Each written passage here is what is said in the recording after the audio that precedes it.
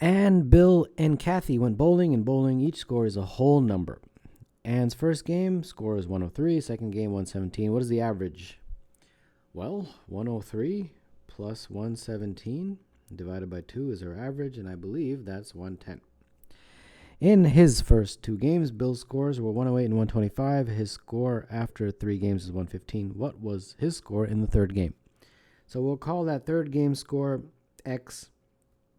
So 108 plus 125 plus X divided by 3 is equal to this 115, I believe. Yeah. And then when you solve for X, I'm sure you can do that on your own, you will get 112.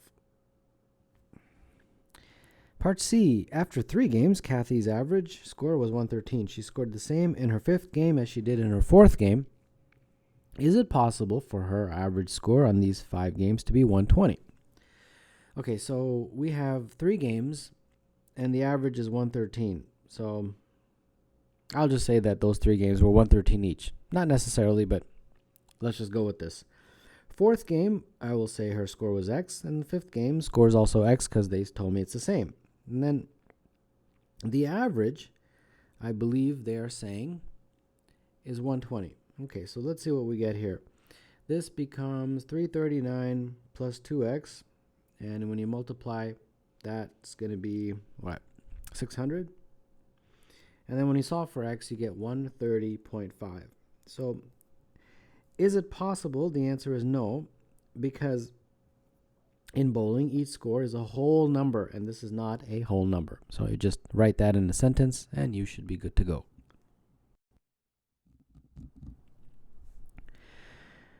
The outside of a field consists of 2 straight lines, sides of 100 meters, joined by 2 semicircular arcs with diameter 60.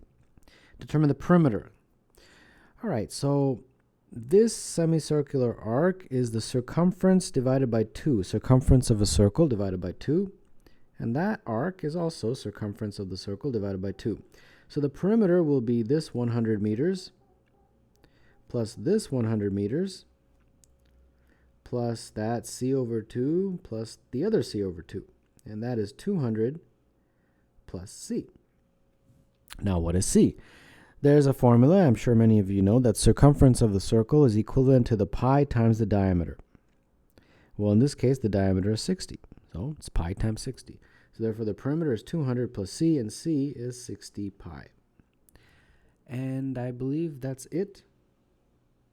Yeah, and you can stick in the meters in there if you want. Okay, now we get to B. Amy and Billace run from point C to D. Amy runs along the perimeter of the field, but Billace, or whatever, runs in a straight line from C to D, rounded to the nearest meter. How much farther does Amy travel than Billace? Okay, so what's the story here? I believe Amy is going from C to D, but she's going like that, and then Billace is going from C to D across straight. Okay, shouldn't be a problem. So Amy travels, looks like C over 2 plus 100, right? So this is 30 pi plus 100. Yeah, 30 pi. And then if you calculate that into an actual numerical value, it's 194 point something, 0.2, I think, 0.2. All right, that takes care of her. And then Billace, he is going a straight line, so that's going to be Pythagoras. So, all right, so we're going to have to use Pythagoras. So it's 60 squared plus 100 squared is equal to CD squared. And when you solve for this, you get CD is equal to 116.6. So they just want you to compare those two. And when you do, when you get 194.2, subtract 116.6, you get approximately 78. Because they want you to round it to nearest meter. Part C. The diagram below shows a track of constant width x built around a field. The track has 2 straight sides and 2 semicircular arcs. The perimeter of the outside of the track is 450. Determine the value of x rounded to the nearest whole number. All right. So this from here to here is x. From here to here is x. And then from here to here is c over 2, with the diameter being 60 plus 2x this time, right? The full distance from there to there. Okay, so what are we trying to do here? I'm trying to figure out x, the value of x. Okay. So they told me the perimeter of that outside track is 450. So the perimeter is that c over 2 plus the other c over 2 on the other side, and then plus the 100 from here to here, and then the 100 from there to there. And they told me that that perimeter is 450. So this is 450, and this is c plus 200, I believe. Yeah. And now c is equal to pi times the diameter, and the diameter is 60 plus 2x. That I just figured out there. So sub that in, we get 450 is equal to 60 plus 2x times pi plus 200. And then we just solve this for x now. All right, so that's going to be 250 is equal to 60 plus 2x pi. Bring the pi over, so 250 over pi is equal to 60 plus 2x. And then we are going to probably have to calculate the exact value, so it's 79.62 is equal to 60 plus 2x. And therefore 2x looks to me like 19.62. And therefore x is equal to 9.8 approximately, and that you round up to 10 because they want you to do it to the nearest whole number. So there you go, 10 is the answer. The sum of the digits 2013 is 6. If the sum of the digits of a positive integer is divisible by 3, then the number is divisible by 3. Also, if the positive integer is divisible by 3, then the sum of the digits is divisible by 3. List all values for a such that the 4-digit number 5183 is divisible by 3. All right. So 5183, the sum of the digits would be 5 plus 1 plus a plus 3, which is 9 plus a. Now we want 9 plus a to be divisible by 3. Now a is obviously a positive number. So divisible by if this is divisible by 3, then a could be either 0, right? Because that would make it 9. 9 is divisible by 3. Or it could be 3, because that would make this 12. And 12 is divisible by 3. 6 and 9. And then a is obviously just a single digit, so we can't go greater than 9. And that's it. And if you really want to, you can plug each of these back into that number and see if this is therefore then divisible by 3, and it will be. Moving right along, part B, list all values for b such that 7, 4, 2b is divisible by both 2 and 3. 7, 4, 2, and b. Okay, so let's do this up here. 7, 4, 2, and b. Okay, so first we have to talk about it being divisible by 2. And then we'll talk about it being divisible by 3. If it's divisible by both 2 and 3, then it will be divisible by 6. So we'll break it up into two sections. If it's divisible by 2, that basically means that it's an even number. So that means that b is either 0, 2, 4, 6, or 8. That's pretty straightforward right there. So that takes care of that. But it also has to be divisible by 3. So that's when our divisibility rule that they explained in here comes into play. So 7 plus 4 plus 2 plus b, which is 6 plus 7, which is 13. So 13 plus b has to be divisible by 3. And that happens, let's see, if b is equal to 2. And we can only use those values. If it's 4, no. 6, no. 8, it would do it. Because that would make it 21. 21 is divisible by 3. Okay, so b equals 2 and 8 are the only ones that satisfy both this condition and this condition. So that is the answer to that question. Part C, find all possible pairs of PQ such that 1, 2, 3, 4 PQ is divisible by 15. All right, so 1, 2, 3, 4 PQ. So it's divisible by 15. So we're going to break it up into divisible by 5 and then divisible by 3. And if it's divisible by both, then it will be divisible by the product, which is 15. Okay. Divisible by 5, that means that the last digit has to be either 0 or 1. So this Q has to be either 0 or 5. Sorry, 0 or 5. That's what I meant to say. Okay, so that takes care of that part. That's pretty easy. Now we have to concentrate on this guy. Then we go back to our divisibility rule. So we have to add them and see if we can somehow get it divisible by 3, the sum. So that's what, 10 plus 2p plus 2q, I believe. I'm going to factor that into that. Okay, so this has to be divisible by 3. Okay, so, all right, so what do I do here? I guess I have to concentrate on that p plus q. So that p plus q, let's see, what's my first? If it's 1, then that makes it 12, and 12 is divisible by 3. Okay, so that'll work. Okay, so then what does that mean for p or q? Well, q has to be either 0 or 5. So I have a very limited choice, which is good, and it means less work for me. So that means if I can't have q equal 5 because p cannot be negative. So q must be 0 in this case, and in that case, p is 1. Okay, so that creates my first pair. All right.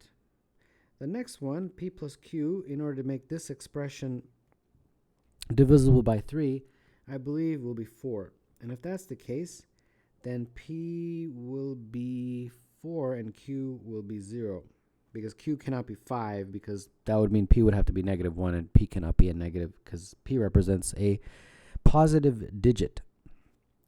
Okay, that's pretty much the story here. I'll just keep moving right along. I don't need to talk you through it because I think you understand. If p plus q is 7 this time, which would make this expression divisible by 3, then p will be 7 and q will be 0, or p can be 2 and q can be 5, since we have possible choices there of 0 and 5. And then p plus q can also be 10. P plus q can also be 13. And the largest it can be, I believe, is 16. Because you can't get higher than that because they're single digits. So if this is the case, then you kind of work this out. You get p is equal to... let's see here. I think 5 and 5 is the only thing that'll work there. For 13, you'll have p is 8 and q is 5. And I think this will not give you anything. So my pairs, pq, I believe are this 1, 0, 4, 0, 7, 0, 2, 5, I believe. Yeah. And then 5, 5, and then finally that 8, 5. So I've got 1, 2, 3, 4, 5, 6 pairs that will satisfy the conditions of that question. And then finally, determine the number of pairs of C and D for which the product 2CC times 3D5 is divisible by 12. All right. So a little bit different this time, and not as straightforward. First of all, if something is divisible by 12, we're going to have to break this up. It's going to be divisible by 4, and it will also have to be divisible by 3. And if it's divisible by both 4 and 3, then it will be divisible by the product, which is 12. So we're going to have to look at it from two perspectives here. And our number is 2cc multiplied by 3d5. Okay, so first let's concentrate on divisible by 4, and let's see what we have. If a number is divisible by 4, then it must be an even number. So that means the last digit must be either 0, 2, 4, 6, 8. I think we had done something like that previously. So C will be either 0, 2, 4, 6, or 8. It has to be even. But that doesn't mean that it's going to be divisible by 4, but we know for sure that it has to be even. Now let's see what we get. If C is 2, the number becomes 200. Well, this is never going to be divisible by 4 because the last digit is 5, so we can just sort of ignore that. We just concentrate on this guy here. It's got to be divisible by 4. 200, is it divisible by 4? And the answer is divisible by 4, question mark. And the answer is yes. Okay, great. So I'll keep that one. If it's 2, that number becomes 2 to 2. Is that divisible by 4? No. So we get rid of that one. If this is 4, 2, 4, 4, is that divisible by 4? Yes, I believe it is. So that means we keep the 4. 266 is not, so that goes away. 288 is divisible by 4. So we keep this. Okay. So we got C is equal to either 0, 4, or 8 in order for it to be divisible by 4. Okay, so now we get to the next part of the question. We took care of this part. Now we have to figure out what happens to see if we have to match that condition. That it's got to be divisible by 3 as well. Now this is never going to be divisible by 3 because it ends in a, well actually, yeah, it probably could, right? That's interesting. If something ends in a 5, it can be, because 15 ends in a 5, and that's divisible by 3. Okay. All right, well, let's work with this. Interesting. The good news is we only have three things to test. Either C equals 0, C equals 4, or C equals 8. So less work for us. Okay, so let's plug in the C equals 0 part. So we have 200 times this 3D5. Okay. Is it divisible by 3? Well, this is not divisible by 3, right? You can either divide it by 3, or you can just add the sum of the digits. And the sum of the digits is 2, which is obviously is not divisible by 3, so no. So that means this must be divisible by 3. Ah, I got it. Okay, so that means that 3 plus D plus 5 has to be divisible by 3. So 8 plus D has to be divisible by 3. And that happens when D is equal to 1, 4, or 7. Yeah. Okay, good. So we're getting somewhere. C equals 4, that makes this 2, 4, 4. And then this becomes, well, this is still going to be just 3D5. Is 2, 4, 4 divisible by 3? The sum is what? 2 plus 4 plus 4 is 10. 10 is not divisible by 3. So this, no. So that means that 3 plus D plus 5, which is 8 plus D, the same thing, has to be divisible by 3. And that happens when D is equal to 1, 4, or 7. And then finally, the C equals 8. That's going to make this 288. 3D5. Is 288 divisible by 3? Some of the digits are 18, and 18 is divisible by 3. So yes, there. So this expression is always divisible by 3 regardless of what D is. So D can be anything. So D can be any digit, 1, 0, 2, 3, 4, 5, 6, 7, 8, 9. Right? Because this is divisible by 3, so this whole thing will be divisible by 3 regardless of what D is. So now we can make our ordered pairs. From this guy, when C is 0, we have 0, 1, 0, 4, and 0, 7. Great. From this guy, when C was 4, we have 4, 1, 4, 4, and 4, 7. And then from this guy, when C is 8, we have 8, 0, ... all the way till 8, 9. So this is 3, and this gives you, what, 10, right? So in total, that's 16. So 16 pairs that satisfy the conditions of this question.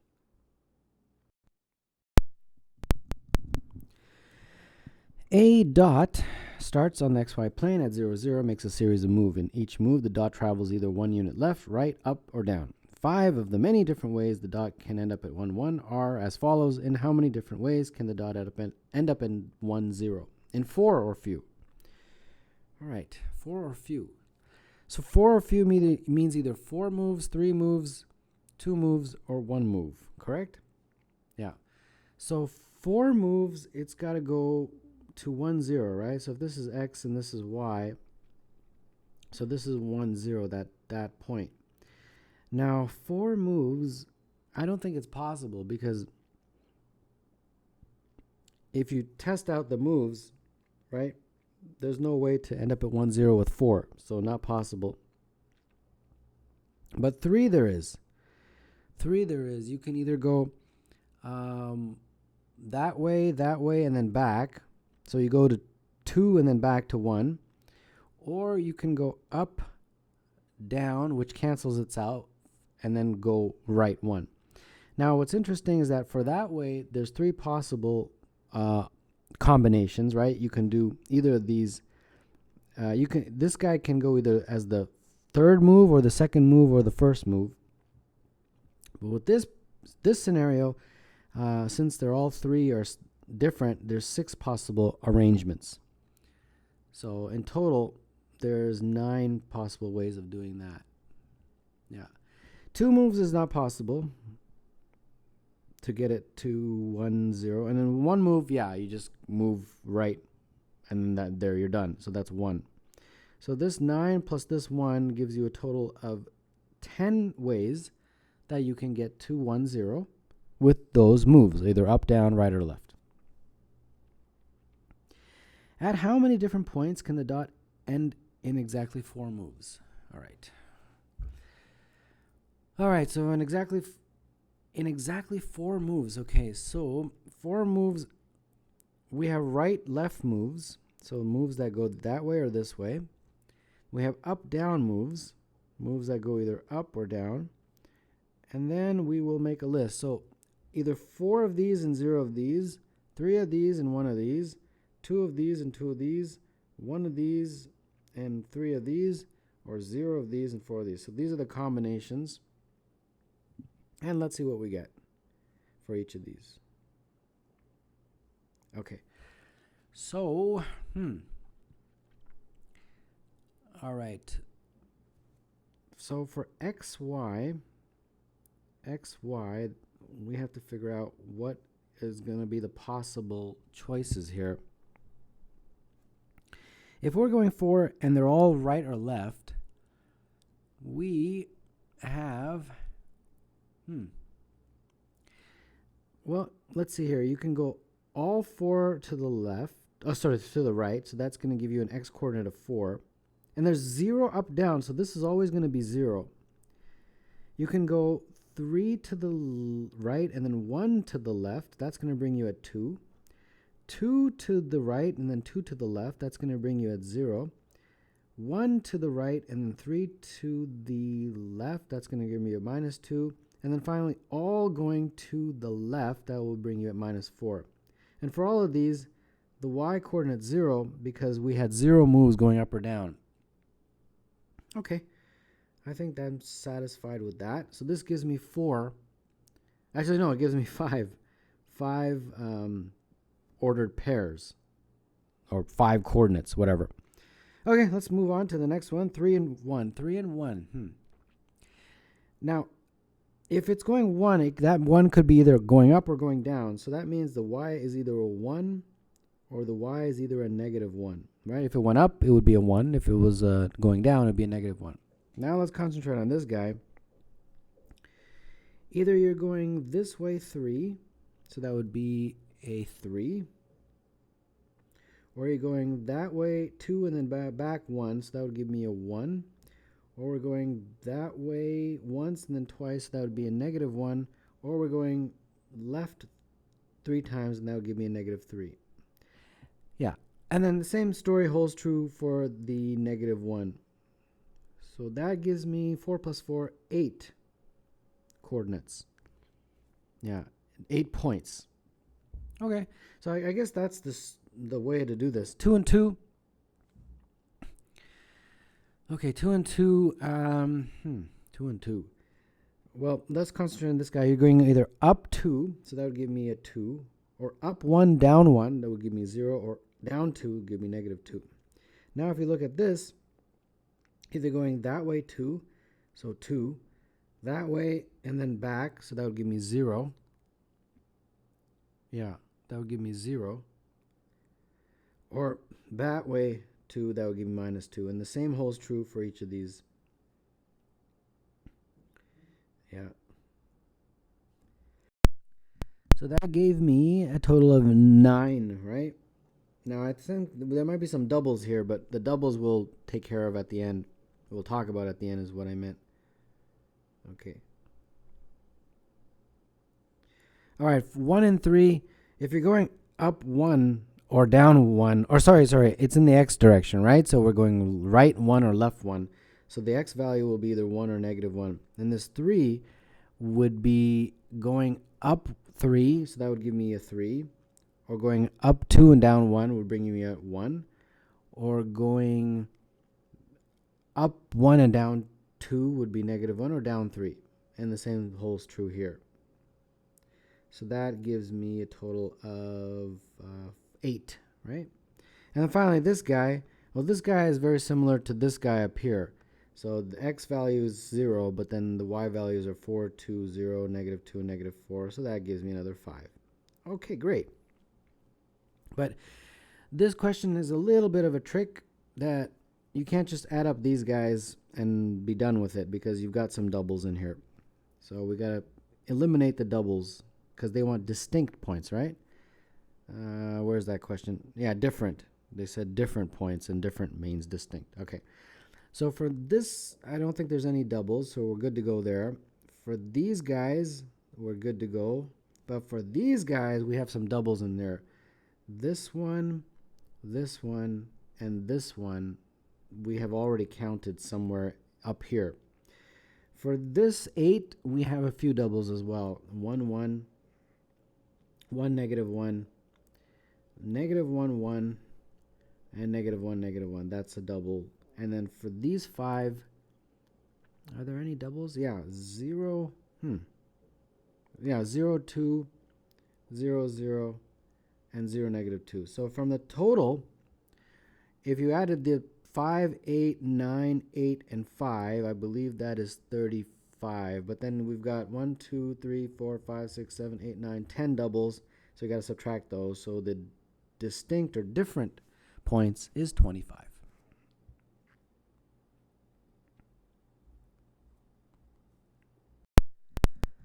Part C.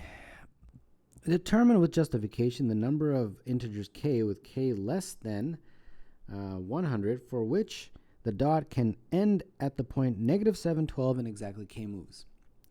So they're saying that k is less than 100. And -712, you want to end up there in k moves. Okay.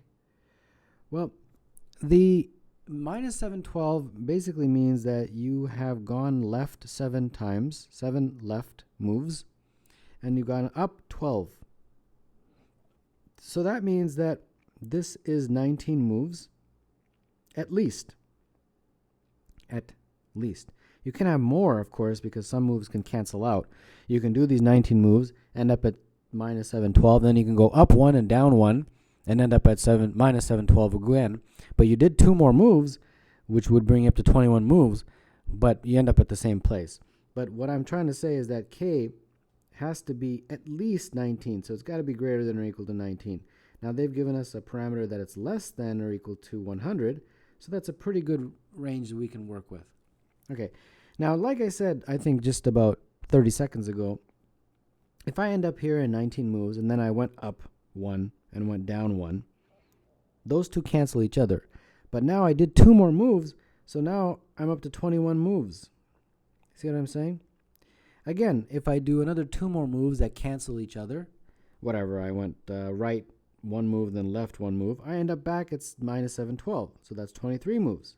And similarly, if you keep adding 2 moves that cancel each other, you can keep ending up back at -712, just the number of moves keeps increasing, ...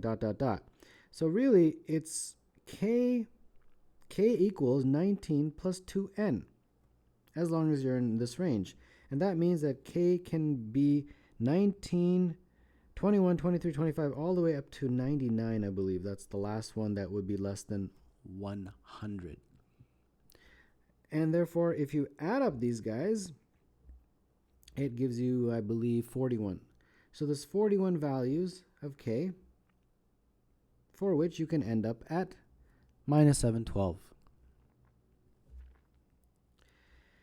And finally, we have the last one. The dot can end at exactly 2304 points in exactly 47 moves. Determine with justification the number of points at which the dot can end in exactly 49 moves. So first of all, they have told me that 2304 points you can reach in exactly 47 moves. Now, I can tell you that you can reach those same 2304 points in 49 moves, because you can just do 2 additional moves that cancel each other. So 2 more moves that cancel each other. So for example, let's say I did my 47 moves and I reached one of those points. Then I can add, let's say, a right and a left, which cancel each other, and end up at the same point. Now I've added 2 more moves, so I'm up to 49 moves. So the answer is 2304, but you have to also take into consideration 2 additional moves that do not cancel each other, right? That would end up at a different point. So we have to really figure out how many additional points we can get to with 2 more moves. Okay. All right, so 2 more moves, right? Okay, so how do we think about this? Well, let's think about this from the very beginning here. If we have 49 moves, right, that means that the number of moves that are right-left and the number of moves that are left-right have to add up to 49, correct? So, for example, left-right moves are what? Horizontal moves. And then up-down moves are vertical moves. So the number of horizontal moves plus the number of vertical moves has to be 49. So that means that you've got a lot of possibilities here. Like, for example, you have 40, if HV, right? It could be 49, 0. Yeah. Or you can have all 49 going down, 0. You see what I mean? And then you can have all 49 going to the going up. Yeah, this one would be 49 going right. This one is 49 going left. This one is 49 going up. This is 40. Well, first let me write it. It would be 49 going down. You see, I'm just trying to solve different scenarios for that. And then you have a whole bunch more. You have, like, for example, I just started with zeros. You can do 1. With 1, you can have 1 and 48, right? And then you can have 2 and 47, and then so on. You just keep going all the way till 47 and 2, and then 48 and 1. Yeah. And then you can also have negative 1, and then same kind of story. 48, negative 2, 47, all the way down to negative 47, 2, and negative 48, 1. And I think there's 2 more scenarios. The next one is when you're going down for the y coordinate. So you'd have like 1, negative 48, 2, negative 47. See, I know you can probably get a little confused because h plus v is 49, but these don't add up. It's just the number of moves. So just look at the whole. I guess I should put an absolute value. That would probably make it, that would make it work out. It might get a little confusing there. All right, so what are we doing here? The next one, all the way down, to 47, negative 2, and then 48, negative 1. Yeah. And then the last one is when they're both negatives. So you have negative 1, negative 48, negative 2, negative 47, and then all the way till negative 47 minus 2, and negative 48, negative 1. Okay, so I think this exhausts it. So now let's add it all up. These guys, that's just 2 of them. These guys is 2 of them. This whole scenario is 48. And then these guys are also 48. So are these guys, and so are these guys. So this grand total is 196.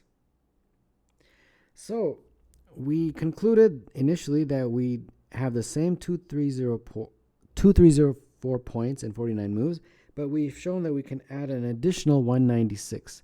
So 2304 plus 196, this is the total, and this is 2500. That is the answer to this question, part D of number 4.